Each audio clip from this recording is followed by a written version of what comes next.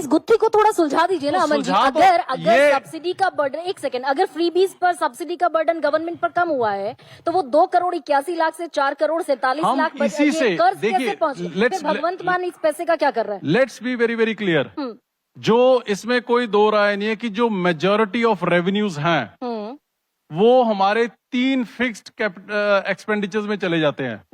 Okay, one is salaries, pensions और जो date का जो मतलब मैं ठीक ब्याज कह रही भर हूँ रहा ना, है। घर आप मैंने ठीक कह रहे हो, ठीक आंकड़ा इसमें दिया गलत ना। क्या है? वो तो फिगर्स हैं, बोलती हैं। सवाल ये है कि हम टाइट रोप, यही एक तलवार की तीखी धार पे पंजाब चल रहा है इस टाइम। ये सारी की सारी चीजें अगर हम इस हालात के बावजूद भी दे रहे हैं कि इतना टाइट रोप चल रहा है, इतने फिस्कल हालत मंदा हालत में छोड़ गए थे पिछली सरकारें, अगर हम फिर भी चला रहे हैं और ये लोगों को सारा कुछ दे रहे हैं, क्या तो इसलिए at least चला? आपको अप्रिशिएट करना चाहिए। तालियां बजाएंगे आपके लोग Thank you. बैठे आप भी हैं। बजाइए एक तो बार। ना ये बताइए अच्छा अमन कि ये इसलिए किया जाता है कि भाई चुनाव में ये एक ऐसे फैक्टर के तौर पर काम करेगा कि अरविंद केजरीवाल खुद को रेवड़ी मैन कहते दिखाई दिए थे दिल्ली चुनाव के वक्त, कि आपको पे बैक करेगा, इसलिए दिया जाता है कि जो जिनको दिया जाएगा, बिहार में हुआ 10-10 हजार रुपए दिए गए और बाकायदा उससे वोट मिला, तो दिया इसलिए जाता है क्या कि देंगे अगर तो पे बैक करेंगे लोग, वोट मिलेगा। जो बिहार में भारतीय जनता पार्टी ने दिया वो रिश्वत थी कि जी इलेक्शन वाले दिन कोड ऑफ कंडक्ट लगा हुआ है, इलेक्शन के दौरान आप हर किसी के खाते में 10-10 हजार डाल दो। जो ममता बनर्जी दे रही थी, क्या ममता बनर्जी जो बंगाल में दे रही थी, वो रिश्वत थी या वो फ्री भी था या मैंने सारी स्टेट्स का, मैंने किसी का ठेका नहीं लिया, वो मैं अपनी स्टेट की बात कर रहा हूँ।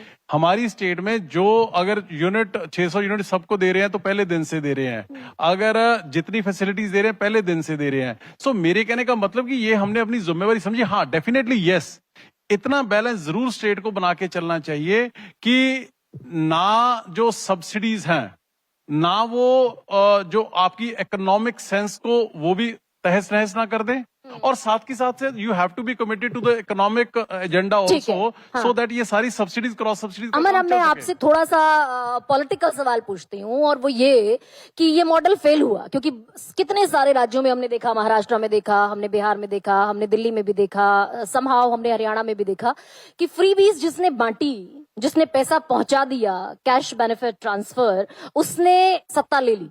पर फिलहाल 2 राज्य ऐसे हैं जहां ये मॉडल फेल हुआ। पहला आपका दिल्ली, जो आपके लिए ऑक्सीजन चेंबर था, और दूसरा बंगाल, जो बेनिफिशियरीज थे वोट कहीं और देते दिखाई दिए। तो ये पंजाब में भी एक बड़ा फैक्टर होने वाला है क्या? और बीजेपी इसकी माहिर खिलाड़ी है, ये बड़ा चैलेंज है क्या आम आदमी पार्टी के लिए कि अब कम से कम फ्री बीज पर आप रिलाय नहीं कर सकते?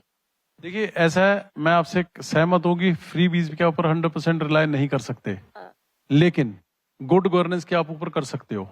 तो अगर ये मॉडल अगर फेल मॉडल है तो कामयाब मॉडल क्या है, मेरे को वो बताइए। मैं please try to understand, governance को आप एक सिंगल लेंस के साथ नहीं दे सकते कि सरकार ऐसे ही चलेगी या ये पिक्चर परफेक्ट मॉडल है सरकार का, ऐसा मैम कभी नहीं होता। आपको हर चीज का बैलेंस बना के चलना पड़ता है। कहीं आपकी जो आपको अगर ये फ्रीबीज भी देनी है, सब्सिडीज देनी है, तो ultimately until and unless you don't focus on your economic agenda, you can't achieve it. That's very clear.